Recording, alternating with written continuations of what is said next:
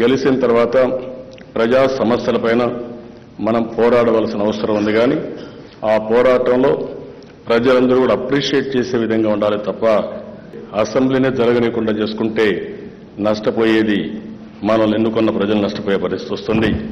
ఇక్కడ అధికార పక్షం ప్రతిపక్షం అనే తేడా లేకుండా మనమందరం కూడా ఒకే పక్షంగా ముందుకు పోవాలి.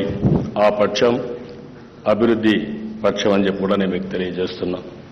ఈరోజు ప్రజలకు అవసరం ఉంది, సమాజానికి అవసరం ఉంది. నూతన రాష్ట్రం అనేక సవాళ్లున్నాయి. ప్రతి ఒక్కరు కూడా వారి వారి కర్తవ్యాన్ని వారు నెరవేర్చగలిగితే దానివల్ల లాభం ఉంటుంది. ఎమ్మెల్యేలుగా ఉన్న మీరు రాష్ట్రానికి ఒక వనరులు.